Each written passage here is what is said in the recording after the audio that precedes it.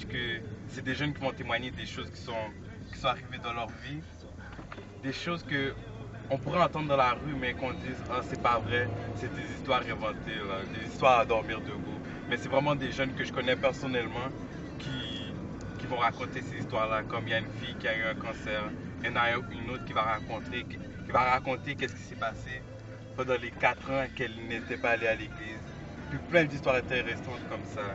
Puis justement, en ce moment, je suis en route pour aller les filmer. So, restez à l'écoute.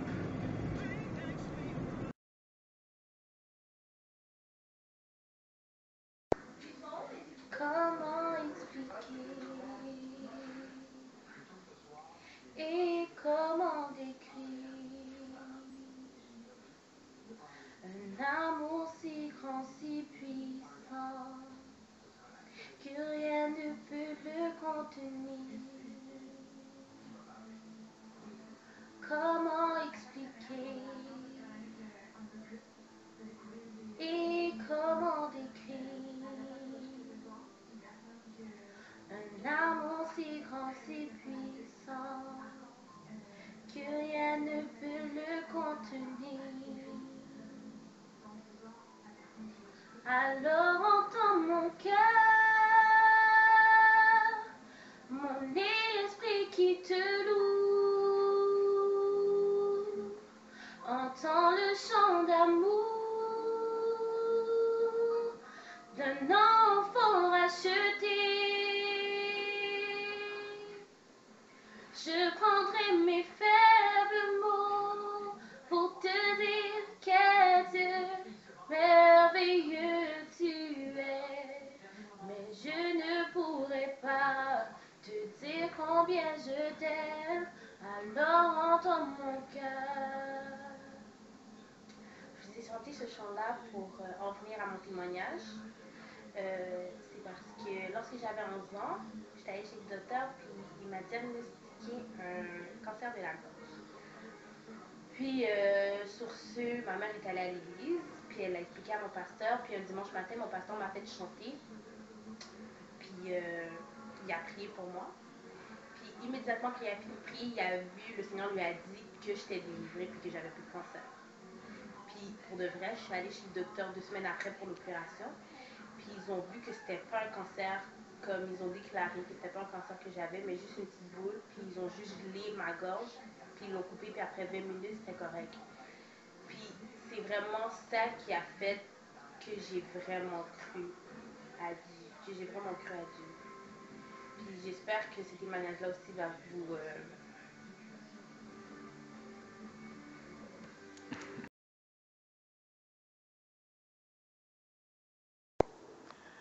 Bonjour tout le monde, mon nom c'est Lucina Demosthène. Aujourd'hui, je vais vous dire un de mes témoignages. Celui qui pour moi c'est le plus grand témoignage parce que enfin je peux dormir bien tranquillement, j'ai la paix enfin. Parce que ce qui m'est arrivé, c'est que je pense que le déménagement, de changer de maison, ça m'a fait un traumatisme. Parce que chaque soir, je faisais des cauchemars, je n'arrêtais pas d'appeler mes parents, soit que genre je voyais des affaires dans ma chambre, ou genre quand je me suis levée un soir, puis ma main était debout, je comprenais pas ce que ma main faisait en haut. Donc j'ai crié à mes parents, nanana, j'ai expliqué à mes parents étaient comme rendors-toi, c'est rien, tout ça. Chaque soir, je faisais ça dans mes parents, je disais qu'est-ce qui se passe. Donc ce qu'ils font, ils ont commencé à faire des prières avec moi, ils ont prié avec moi chaque soir. Puis un jour comme ça, je pense j'ai dormi, puis genre, j'ai pas fait de cauchemar. Là, j'étais contente. Là, je dis, oh yes, j'ai la délivrance. Le Seigneur m'a aidé. Le Seigneur est trop fraîche aussi. Mais le lendemain, je crois, j'ai fait un de ces cauchemars-là. Puis là, dans mon rêve, ce que j'ai dit Jésus. Puis, je sais pas pourquoi j'ai dit Jésus, mais j'étais consciente. C'est comme si que, genre, c'est comme si que le corps, l'âme et l'esprit avaient, genre, une autorité sur les rêves, sur toutes ces affaires-là. Donc, j'ai dit Jésus, puis je me suis comme réveillée, puis j'ai plus jamais fait de cauchemar.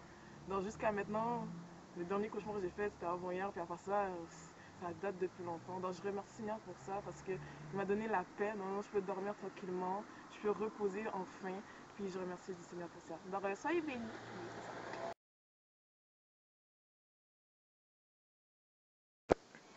Bonjour, je m'appelle Mila Vernet, j'ai 19 ans et j'ai donné ma vie à Dieu le 9 juillet 2011. Et je fais cette vidéo pour vous faire voir qu'il y a un Dieu qui existe. Et j'espère que avec ce témoignage, vous allez croire ou commencer à croire. Et bon, mon témoignage commence cela. Un soir, je dormais et j'ai fait un rêve qui m'a fait réaliser que j'ai besoin de Dieu dans ma vie. Ce rêve-là, c'était que j'avais une peur bleue, une peur assez traumatisante puis paralysante, parce que dans mon rêve, l'ennemi a eu le temps de s'intégrer dedans, du sens que il venait m'attaquer dans mes rêves, me faire peur, comme si que me faire voir aussi que Dieu n'existe pas, il va pas venir t'aider, puis des affaires comme ça.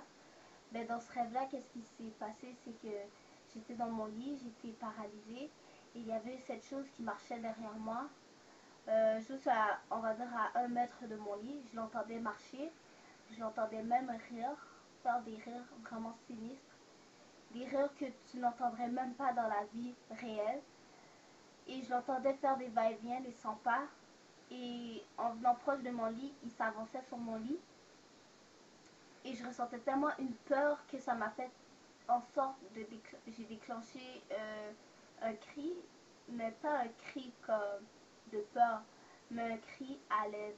Je criais papa, papa, papa, viens m'aider, viens m'aider. Et la chose qui était en arrière de moi, elle était en train de rire de moi. Elle était en train de dire qui va t'aider, comme du sens personne t'entend.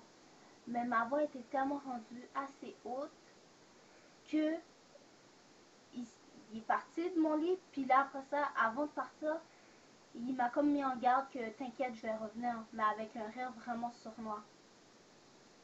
Puis la deuxième partie qui a continué, moi je croyais que c'était un rêve de peur, c'était un cauchemar. Mais quand j'ai fait ce témoignage à mes parents, et surtout à mon père m'a regardé, puis m'a fait signe que tu dois retourner à l'église. Tu dois vraiment retourner à l'église. Parce que même mes parents avaient peur pour moi. Ils avaient peur pour mon âme. Puis la deuxième nuit, j'ai pas vraiment porté d'importance parce que j'ai pas écouté. Je suis pas retournée à l'église. La deuxième nuit que j'ai fait un autre cauchemar, cette chose est revenue, mais là, elle m'a vraiment pris. Elle m'a fait tournoyer la tête en bas dans mon rêve. J'avais tellement le cerveau rempli de... Comment on appelle ça? J'avais tellement la tête remplie de sang que je pouvais pas crier. Quand ta tête est rendue par en bas, tu peux pas crier parce que c'est comme si tu étais bouché. En vrai, ta tête va éclater. Mais j'ai réussi à crier au nom de Jésus, va-t'en, va-t'en. Mais comme je me suis rappelé, j'étais pas encore dans Dieu. Alors mes cris à l'aide au Dieu, ça fonctionnait pas. Parce que j'avais encore des choses sur le cœur. Mais ça fait en sorte que ça m'a pris une leçon que je peux pas vivre sans lui. Et depuis que j'ai donné ma vie à Dieu, tout va mieux. Je fais plus des rêves aussi sinistres que ça. Et avoir Dieu dans sa vie, c'est une bonne bénédiction. Puis un bon avenir. Alors, sur ce, j'espère que ce témoignage vous fera réfléchir sur quel chemin vous voulez prendre. Si vous voulez continuer dans la débauche ou avoir un chemin assez sain et garanti de paix, de joie et d'amour par Dieu, alors c'est à vous de décider. Merci.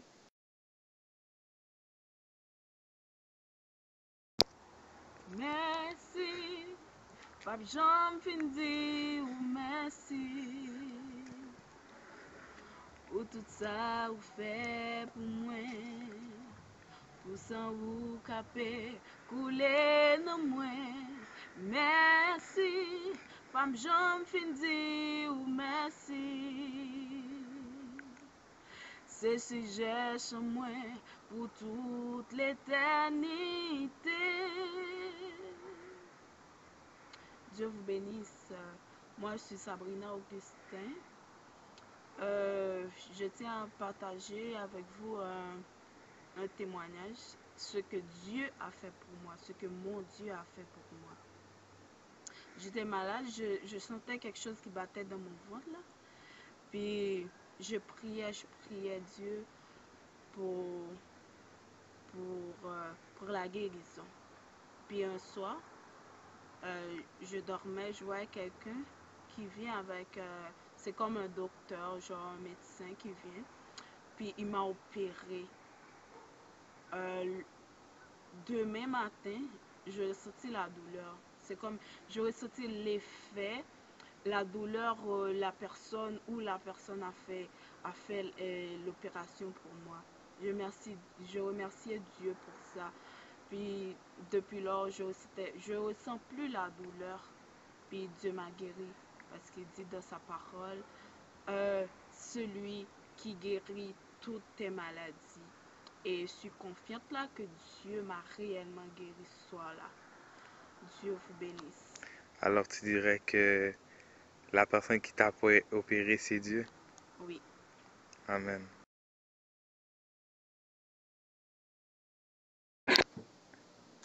Ce qui me montre et ce qui me prouve l'existence de Dieu dans ma vie, par des témoignages, c'est surtout lorsque j'œuvre pour Dieu, lorsque je suis en avant d'un public et que je dois apporter le message de Dieu.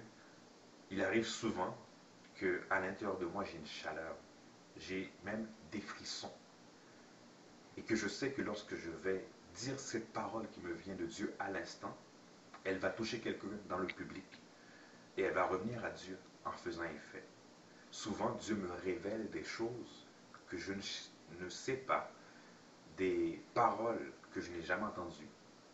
Que lorsque je lis quelque chose, lorsque je lis la Bible, il me révèle des trucs que je n'ai pas appris.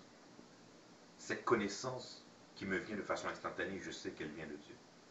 Je sais que lorsque Dieu m'envoie faire des trucs par là des personnes dans la rue, ou par là des personnes dans mon travail, ou lorsque j'étais à l'école, je sais que moi qui suis timide, j'ai comme une force à l'intérieur de moi qui me pousse vers ces personnes-là. Je ne suis pas quelqu'un de, qu'on pourrait dire, religieux, mais je suis mon cœur. Et je sais que c'est à partir de là que Dieu se sert de moi.